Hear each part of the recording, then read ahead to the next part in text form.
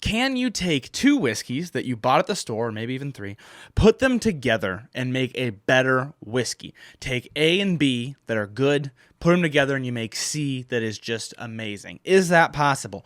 That is the topic of today's episode. Spoiler alert, if you haven't caught on because I'm doing an entire episode about it, my thought is yes. My answer to that question is yes. But let's talk about it. Let's talk about it a little bit more in depth here. First, before I get to that, I do want to ask you to go check out the Patreon in the description down below if you enjoy this show and if you want to see it continue every week. This show is a lot of work, but it is so well worth it from the patron support. And I have to say, I could not produce the show without the support of the patrons. It means the world to me. I can't thank you guys enough, and we're working on a ton of fun stuff over there. We've got barrel picks coming up. Some patrons should be joining me on this first barrel pick. Meetups, virtual meetups, in-person meetups, bonus episodes of this podcast. I do specific types of episodes. I do a blind tasting where I take some of my favorite whiskeys and I put them to the test and make a whole podcast episode out of it. So please consider going and checking that out down in the description below. And thank you all so much who already do support through the Patreon page. I want to keep that momentum going, and I'm so thankful for you guys. Okay, let's get into blending though, and kind of how I got to where I am with blending right now, because I'm in this weird place now where sometimes I feel like I'm the only one that that realizes how much fun it is. I feel like I look around and people like don't really care that much. I think people I talk to who consume the content, like people who watch the videos and things, definitely care and think it's cool. But like I'm surprised I don't see more content creators talking about home blending. I don't see more podcasts really talking about it. I know why brands don't talk about it, and we're going to get into that here in a minute. But yeah, anyhow, so how did I get to where I am, where I'm like, I don't know, I'm like obsessed with home blending, and I feel like nobody else understands how much fun I'm having with it. Where I am is, it all started with Poor Man's Pappy, okay? So if you haven't heard of Poor Man's Pappy, it's this old recipe where it originally, I'm from looking online, people make it sound like it was not made to be Pappy. It was made to be something entirely different. But then people were like, well, it tastes like Pappy, so we're going to call it Poor Man's Pappy. And basically what it is you take 60% of Weller 107 and 40% of Weller 12 year. So 60%, if you've heard of Weller Antique or Weller Red, Weller 107, that's 60% of it. And then 40% Weller 12 year. That's the black label Weller. You take those, you mix them at that ratio, and you get something that tastes roughly like Pappy. Now, I haven't had the whole Pappy lineup. I've had Old Rip, which some people don't even count as Pappy, and I've had Pappy Van Winkle 15, Pappy 15, and I really enjoyed both of them, and I can see the parallels. Okay, so Weller's made from the same recipe, the same mash bill as Pappy Van Winkle. It's just different barrels. So different barrels, different ages, those sorts of things. So I can understand the similarities, and I actually think it tastes pretty similar. I know some people don't. Some people don't like the recipe, and they're like, this isn't Pappy. It's not going to taste exactly like Pappy, but it tastes kind of like Pappy, and it's way cheaper. So I digress. That's what got me into blending, though. That was where this whole journey kind of started with me, because I had Poor Man's Pappy, and then I thought, I want to try to come up with something better, because Weller Antique and 12 year are both hard to find now. Like I'm in Ohio, so I'm lucky enough I can find antique sometimes. But 12 year, even in Ohio, is like impossible to find. So you got to come up with something. I wanted to come up with something that wasn't so hard to find. So I was like, well, what if I started taking whiskeys that at least aren't like super rare? Maybe they're like, I use Middle West, which is like a slightly smaller distillery, but they're pretty well distributed now. And I'm like, maybe I'll use some craft brands that aren't the best distributed, but at least it's not like rare or hard to find. Like if you go online, you can probably get your hands on it, right? And I wanted to do that, and I also wanted to keep it cheap. I didn't want to be blending two bottles that are each $100, and then it's like, what's the point at that point? It's still a lot cheaper than Pappy, but you get the idea. So I started doing that, and I actually made an Instagram series out of it where I was like, okay, we're going to try these different recipes and see if they're better or worse. So I took Poor Man's Pappy and I put it up against a recipe, and I think the first one lost, and I put it up against another one. That one won, and so then I took that one that won, and I called it Smart Man's Pappy, or at least version number 1 of Smart Man's Pappy. And then I kept trying to improve that. So then I put the Smart Man's Pappy up against a new challenger, and every time the challenger won, it became the new Smart Man's Pappy. Now, fast forward probably a month and a half, probably 2 months at this point. maybe even 3 months. Wow, time flies. Fast forward about 3 months, and I've done a few different versions of it. There's probably, I think there's 3 that won, and I made a YouTube video about that. So I did make a YouTube, if you're really interested in the smart man's pappy portion of things, I did make a YouTube video specifically about that. It's not a podcast, it's just like a horizontal YouTube style video. So go check that out. I think I haven't released it yet, but it's probably going to be called The Best Alternatives for Pappy Van Winkle, I think is probably what that's going to be called. Something like that. So go to the Whiskey Noobs YouTube channel and you can find it. But if you want to hear more about that, go that route. But the point being, it got me down this rabbit hole where I started really trying to improve and really trying to make ones taste better. And I even have one that I think tastes really close. In the YouTube video, I do a blind tasting, and not to spoil everything, but I think this one's really close to Poor Man's Pappy. If not better, but maybe not as much tasting like Pappy Van Winkle. And so I've made all these better versions, and I'm like, this is really fun. And so then I'm like, well, what if I just make blends that like are just meant to taste good? And so that is kind of where I started just getting into home blending. Now, what I mean when I say home blending is, I mean you take 2 different, like whiskeys that are completely done. When I say, I almost said finished, but I don't want you to think I mean like finished in different barrels. I just mean complete products that you buy off the shelf. You take them, you blend them up, you try to make something that tastes better than the sum of its parts. So with Poor Man's Pappy, you're taking Weller, and you're taking Weller Antique and Weller 12 year, you're putting them together, and you're making something that tastes better than Antique and better than 12 year. And I actually did a blind tasting where I found that, at least for my palate, Poor Man's Pappy does taste better than Antique and then 12 year. That's the main idea. And I realized, like, you can like pick vibes that you want to go for, aesthetics that you want to go for. Like, oh, I want this to kind of taste like this. And then like look at your shelf and be like, what do I have that might help achieve that flavor? And it's a ton of fun. And so I have to pause here because I have to say something, and I want to be careful about how I say it. I have the utmost respect for everybody involved in this. So I found this, I came across this clip while I was scrolling on Instagram, and it's from the Bourbon Pursuit podcast. Absolute utmost respect for those guys. I've met them in person, fantastic people. And also for the people who were speaking on the podcast. So they had a couple guests on, and one of them was Cine Bourbon, Cine Bourbon. Go follow him. Fantastic content, right? A ton of respect for him.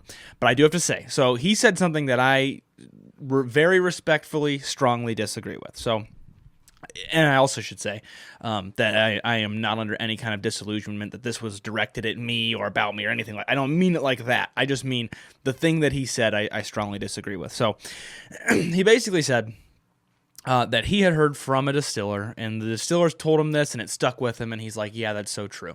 That people like to do home blends, like Poor Man's Pappy, he even used it as an example, and think that they're doing like blending, think that they're being a blender.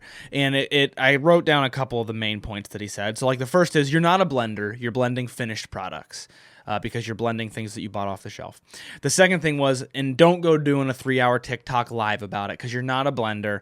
You can geek out about it with your friends if you want, but you're not a blender. Don't go doing a big TikTok live about it. And so here's the thing. And so I fully respect that opinion, and I can understand where they're coming from. Here's the thing. I agree that you are not a blender because you're blending finished products. I staunchly disagree with the don't go do a 3-hour TikTok live about it, because home blending is definitely a different thing than what a master blender at a distillery is doing. But home blending is still a thing, and it's still a ton of fun. And I understand that you're not doing the same thing as a master blender, but you're still blending. So a master blender is taking barrels that have yet to become a product. Some of them have different finishes. Some of them just have different flavors from where they are in the rick house. It depends on what it is that they're doing, what it is that they're blending. And they're blending those together and coming up with a blend. And then maybe they proof that blend down to a certain proof. They find where it's the best at. And then they release it as a certain thing, right? There's a lot that goes into it. Utmost respect for master blenders. I think they're a master at their craft because, the name master blender. But what you're doing at home is you're taking different bottles that have different flavors and you're blending them together. And those bottles a lot of times have already been proofed down, sure.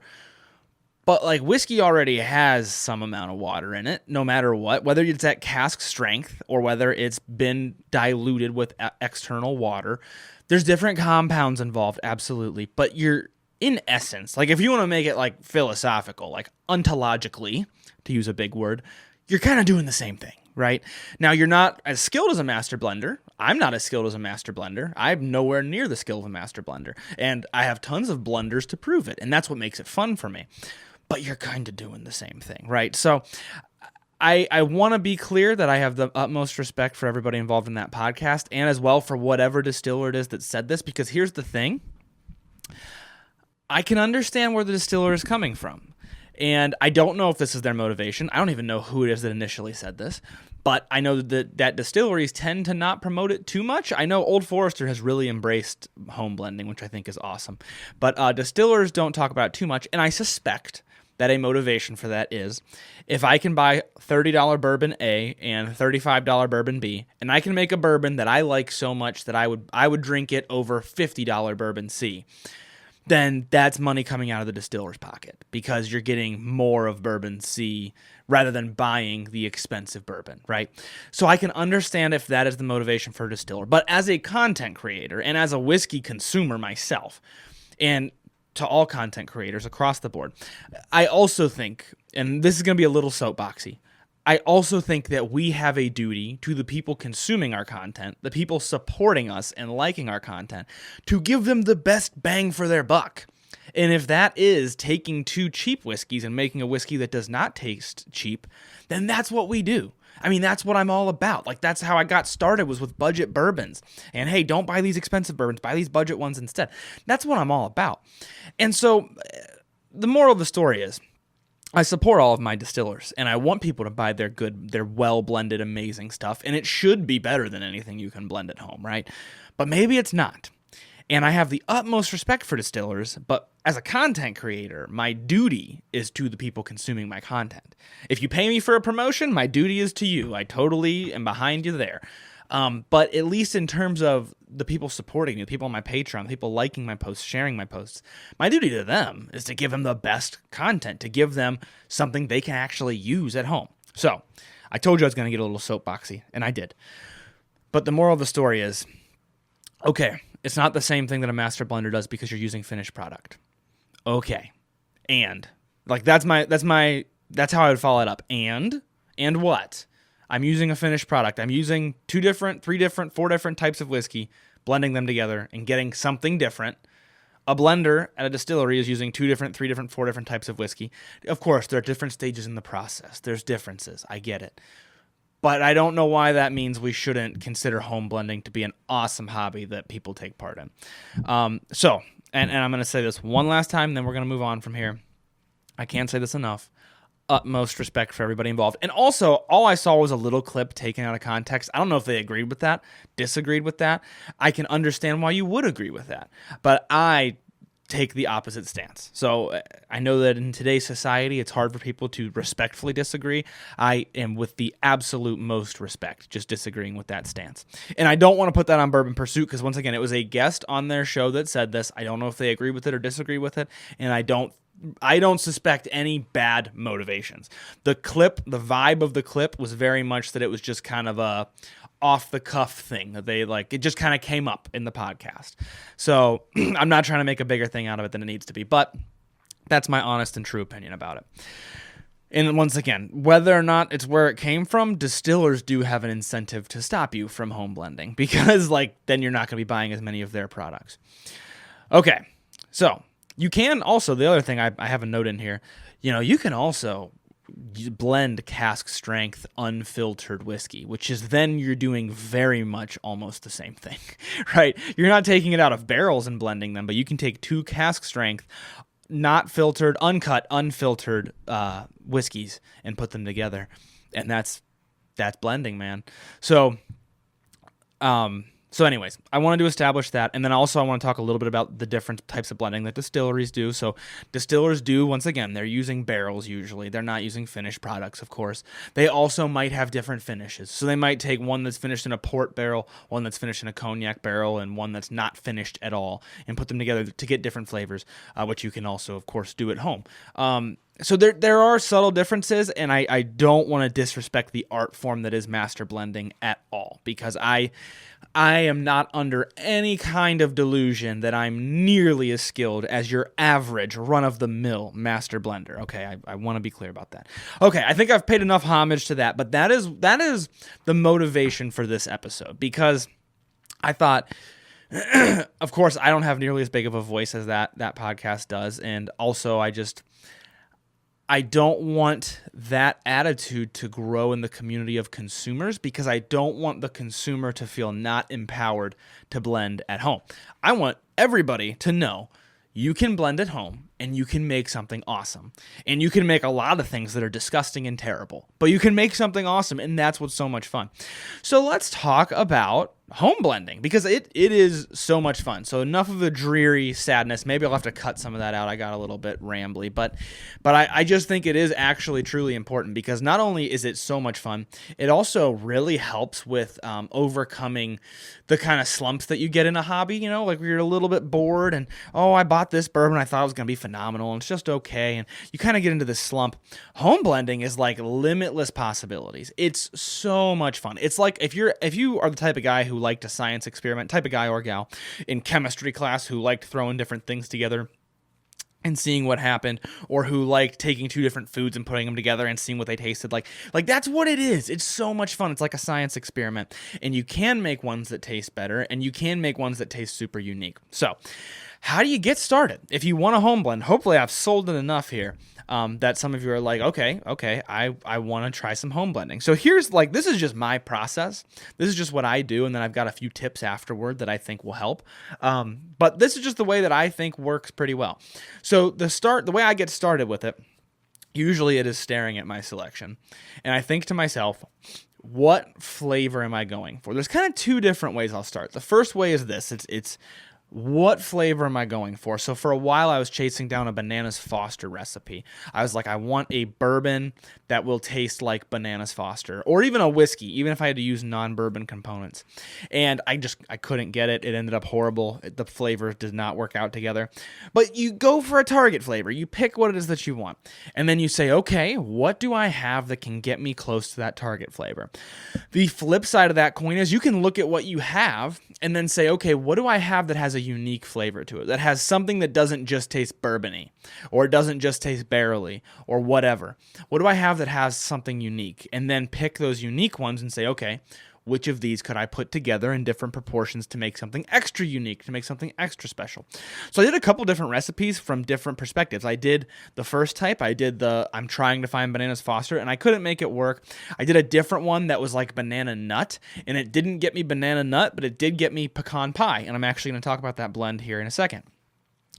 So sometimes just by going in a direction, you'll get that direction. You won't get what you finally were going for, but you'll get that direction. And then I also did the flip side of that, where I saw a couple whiskeys, and I knew I had one that had this strong red fruit note to it. And I knew that I had another one that was finished in a honey barrel, and I'm like, fruit, honey, those are going to work, right? And so then I did a blend, and that one worked as well. So you can go from both directions. Or you can also just take whiskeys that you like. You can just say, I really like this one, I really like this one, let's put them together and see what happens, right? You can also just take ones that you don't like. So that's a fun one. Like, I don't like this, I don't like this. Maybe I put them together and it makes something I like. Or maybe I put this one that I don't like with one that I really like, and maybe it makes something that I do really, really like. It's fun. You can do little things like that. The big thing is, I would always start with a 50-50 ratio unless one of them is completely overwhelming compared to the other. And you want to account for proof a little bit like that as well. If you've got a cask strength and an 80 proof, you might want to put more 80 proof and a little less cask strength. But think about it like that. And I like to just start with 50-50.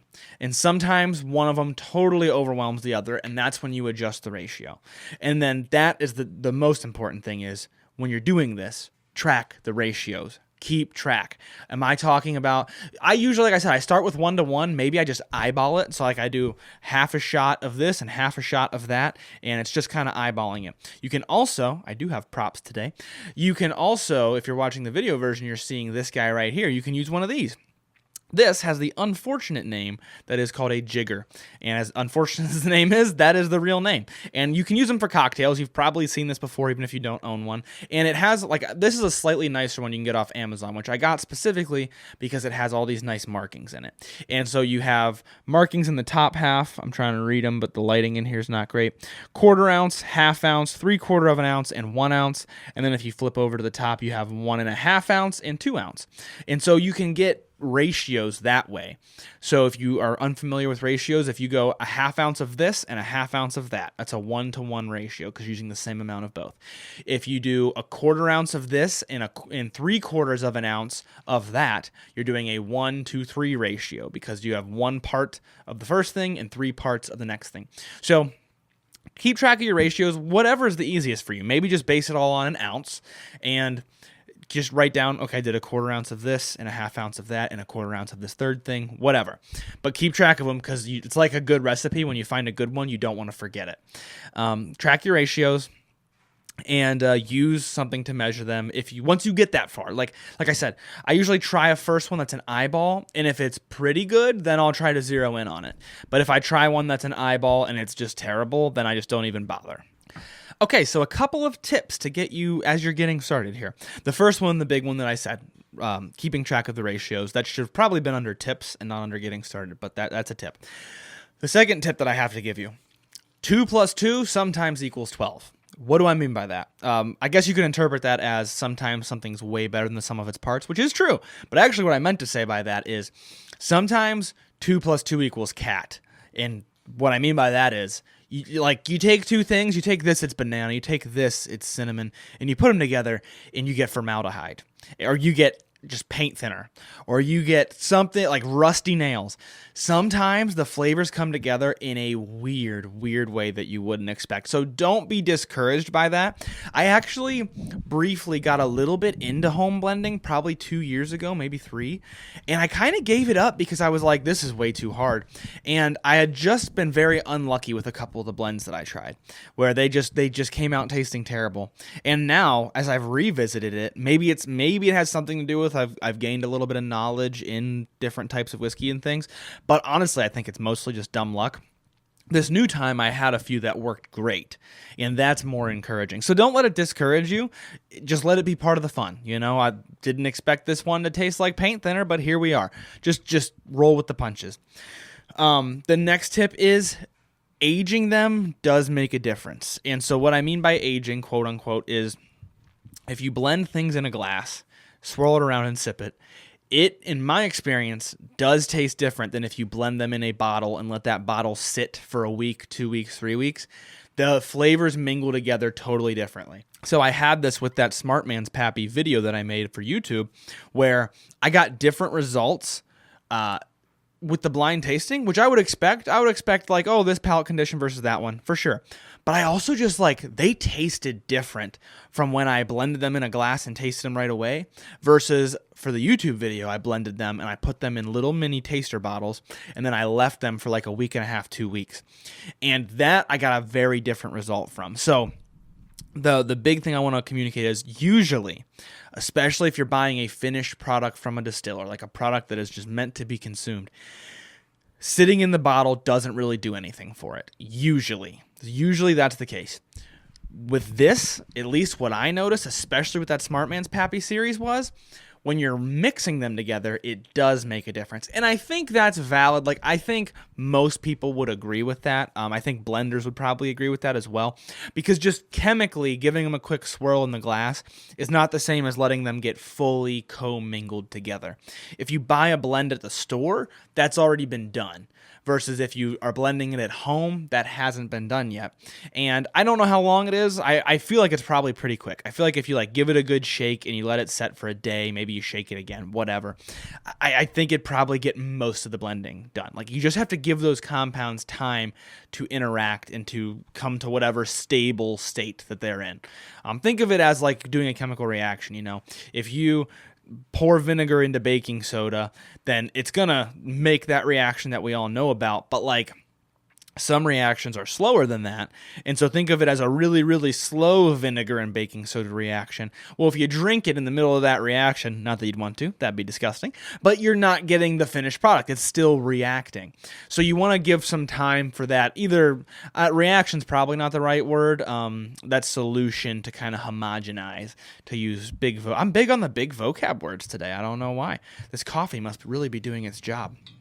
So that's the next thing. That's another big tip, because I always preach, don't let your whiskey age in the bottle. It's pointless. It's going to taste the same. Well, now I'm going to amend that and say if you just blended the whiskey together, then letting it age in the bottle will make a difference. And then the last tip that I will give you, and then we're going to talk about some trials that I've done, and I do have more of the bottles here to show you. But the last thing I want to say is, blending with finishes, with whiskeys that have a type of finish, like a maple syrup finish, a honey finish, a wine finish, a cognac finish, sherry finish. Finishes add a little bit of fun to the mix. Like, they're a little bit more predictable, at least in the ones that I've done. A honey finish is going to bring a honey note to a blend, at least in my experience. And that's one of the ones that I'm actually going to talk about. So finishes are fun, and they also give you a little bit more direction. So maybe if you're discouraged, take like 2 fruity finishes and put them together, and it'll probably react in about the way that you would expect. So keep that in mind as well. So that's my last tip. Now let's talk about a few of them that have worked, because I have had a few work. So I already mentioned, where's it at? I already mentioned Smart Man's Pappy. This here is the Smart Man's Pappy that I have come up with that I think I'm going to drink probably on the regular. So Maker's Mark, just plain Maker's Mark, which ironically enough, I don't like very much. I'm not a big plain Maker's Mark guy.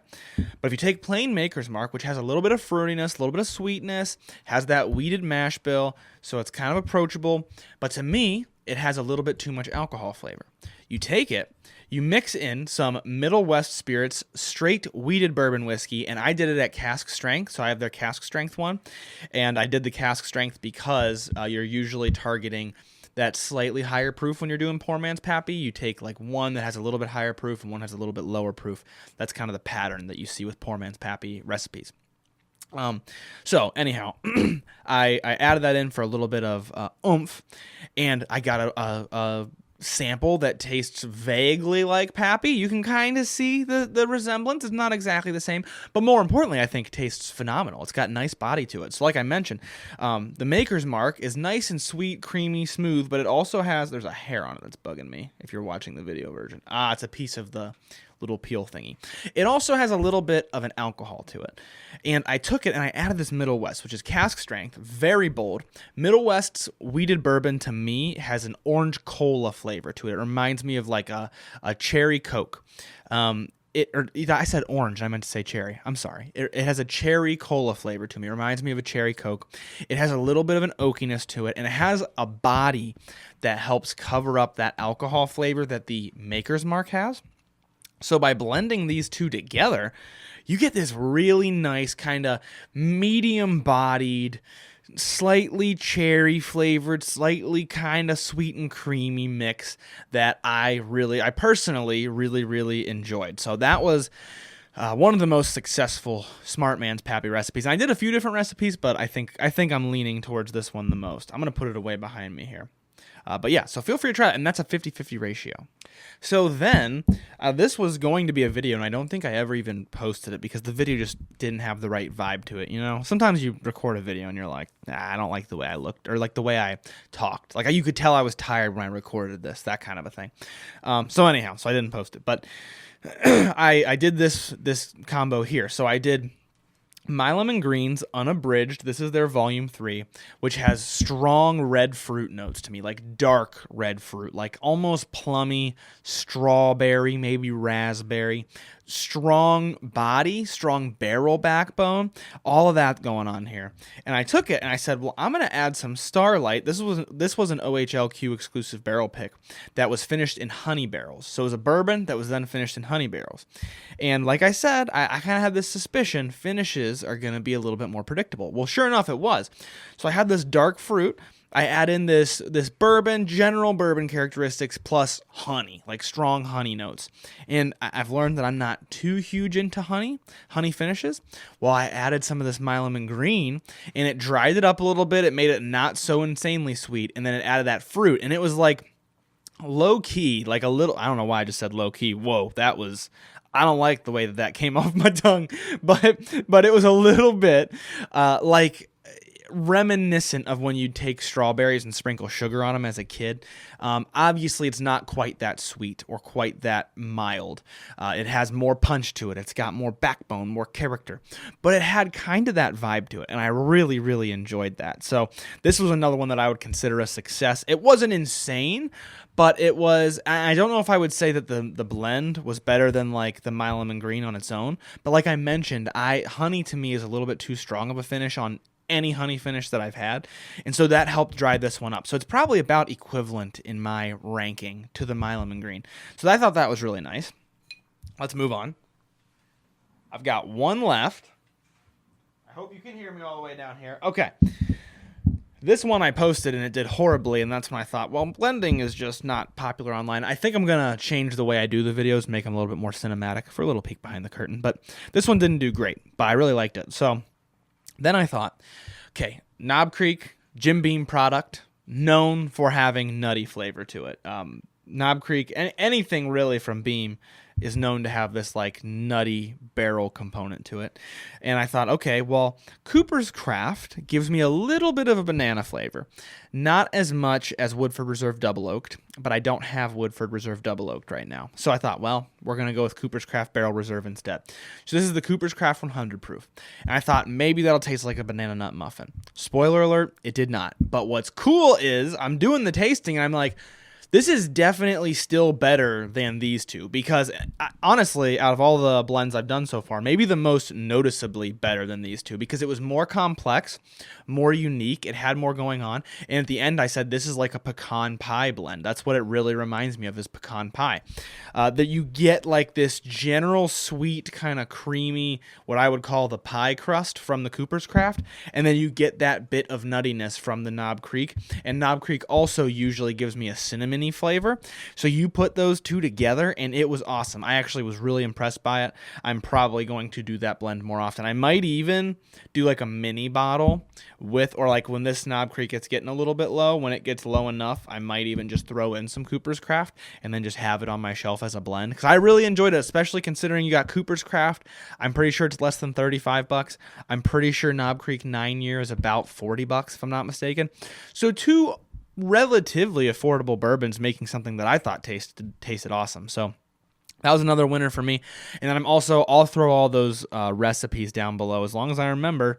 And I don't have my phone within reach, so hopefully I do remember. I should put those recipes down below. But everything I just said, it was a 1-to-1 ratio. I didn't get it any fancier with them. But like this Knob Creek and Cooper's Craft is a great example of one that I might try to get a little fancier with and try a little bit more out.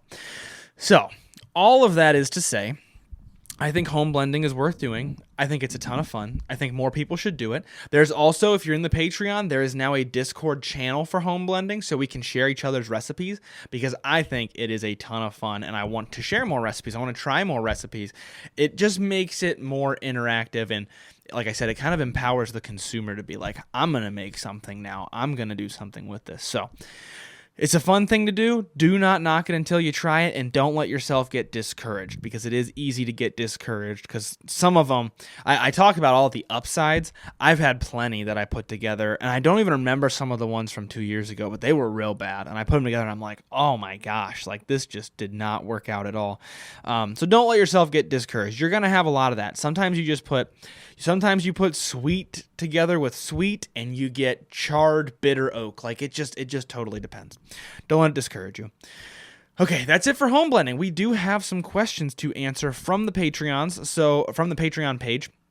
If you don't know, if you're a patron, you are able to submit your questions, and then I add them to whatever script it is that I am scripting at the time. You submit them right through the Discord. There's a Q&A channel that only patrons have access to. Throw your questions in there, and then I throw them on my next script and answer them on here, which is what we're going to do next.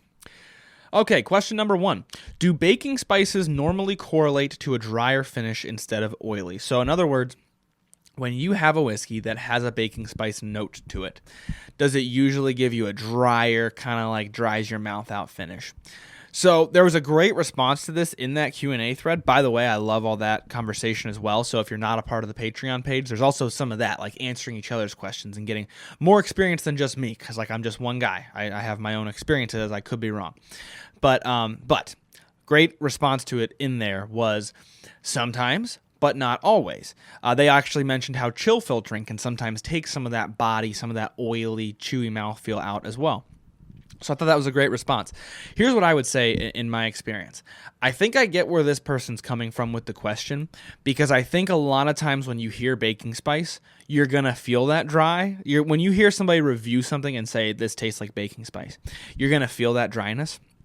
And that's because a lot of times baking spice flavor comes from the barrel. A lot of times you're going to get a strong baking spice from a strong oak. You're going to get some cinnamon. You're going to get some allspice. Not always. You can get it from other sources as well, other things within the process. But a lot of times that happens. If something is too barrely, you also get tannins from it, which give it a dry finish. It gives it that dry, after you swallow it, your tongue feels like it shrivels up a little bit. So a lot of times you can make that correlation, but not always. So you want to be careful. I need to be careful when I'm reviewing to make the distinguishing note. It tastes like baking spice, but it's not very tannic.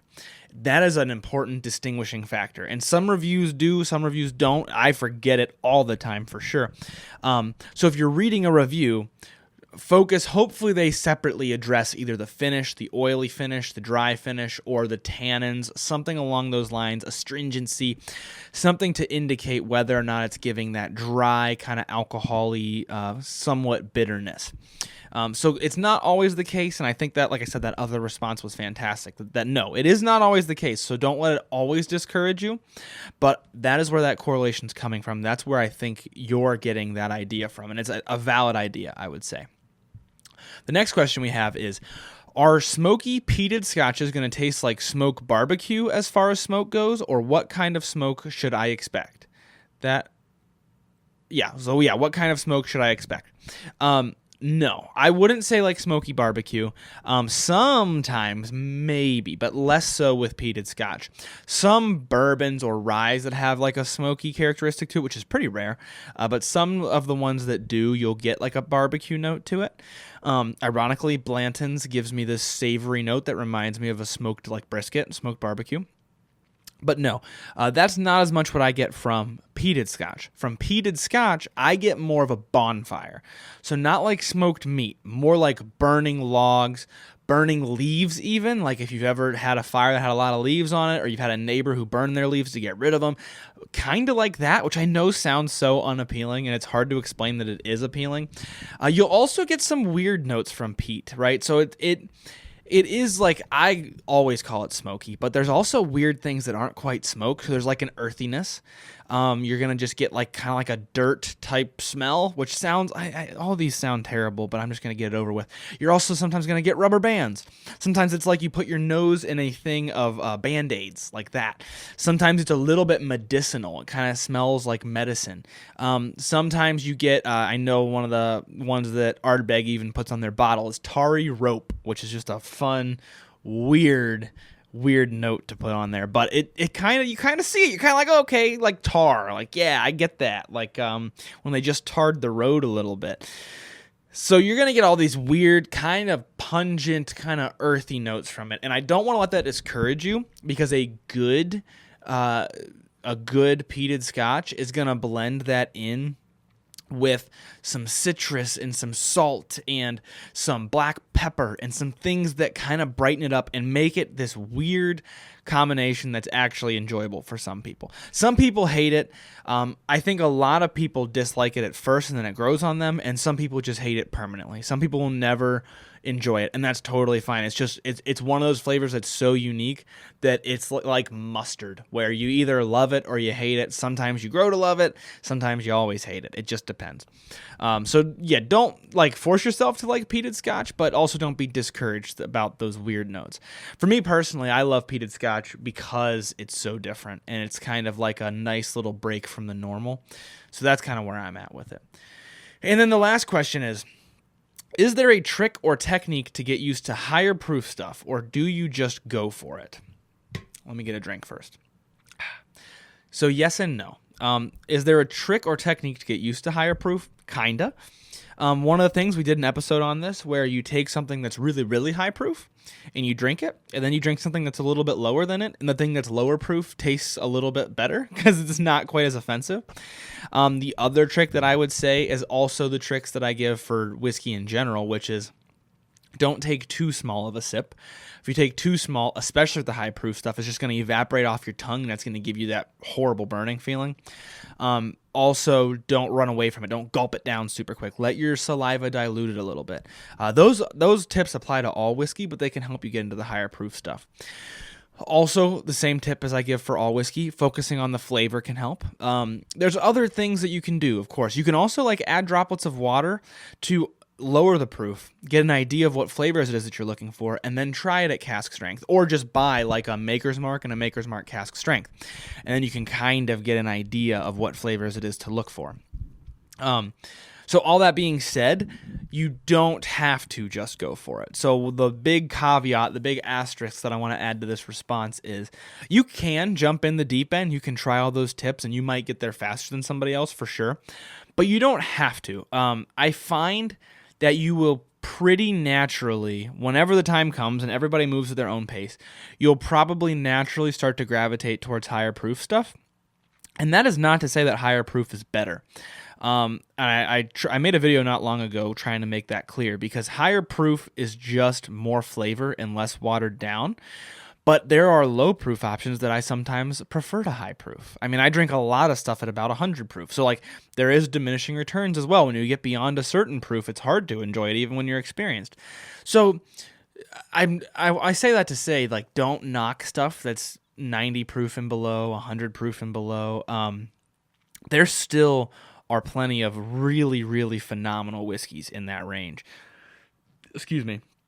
And a lot of times you might see that experienced people drink higher proof. Well, they probably do just because they're more used to it, and then they like having that extra flavor. It's a little bit more mouth-watering. And also you'll probably see that higher proof is usually more expensive. Well, that doesn't necessarily mean that it's better. It's more expensive because it has to be, because it's less watered down. So if you take a barrel at full proof and you get 180 or 200 bottles out of it, well, if you water all that down, you can turn that into 250 bottles. You can turn that into 300. I don't know. It depends on how much you're watering it down. But you can turn it into more. And so then you can charge less for it. So it doesn't necessarily mean that it's worse. So I just want to make that very clear. But then also, you'll probably gravitate towards higher proof as time goes on, or at least maybe not gravitate towards preferring it, but gravitate towards enjoying it more. You might start to, oh yeah, I really like this high proof one, but I also really like this low proof one. That's kind of where I'm at. Like I love some that are in the 120s, but I love some that are in the 90s. It just really depends on my mood, depends on what I'm looking for. But that ability to taste higher proof stuff will come with time, I would say. You start to get better at tasting flavor notes. You start to get better at not noticing the alcohol because you're so busy noticing the flavor notes. It's kind of like, I think I've compared it before to walking on hot coals, where like if you're walking on hot coals, the coals are still hitting your feet. Like they're still not burning you because you're walking fast enough that they don't burn you, but like they're still causing the uncomfortable thing that when you first started walking on hot coals, in this metaphor, that uncomfortable thing hurt. That's still happening, but you don't notice it anymore. And so that's kind of how it is with whiskey, where like the burn is still happening to your mouth. The same thing is happening, but you don't really notice it as much. It just kind of becomes white noise, and you're so focused on the flavors that you notice that more. So I would say don't rush it. If you want to rush it, those are the ways that I would do it. But don't worry too much about rushing it. You don't really have to. You'll probably just kind of end up there. So that was a much longer answer than I planned to give, but hopefully it was informative enough for you. And if you're a patron and you haven't submitted any questions, please feel free to do so. I love answering your guys' questions, and I will add them at the end of whatever episode I'm scripting. So now there's a much quicker return on Q&As, which I think is a lot of fun. So feel free to go add those questions. If you're not on the Patreon page and you want to add some questions, please consider joining. There's a lot of other really cool stuff over there.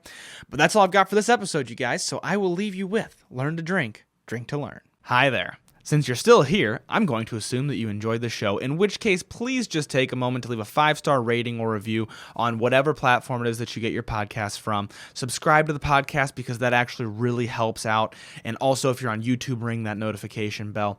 If you really like this show, though, the best way that you can support it is just checking out that Patreon page. It's at the description in the show notes or in the description on YouTube, or you can go to patreon.com/whiskeynoobs.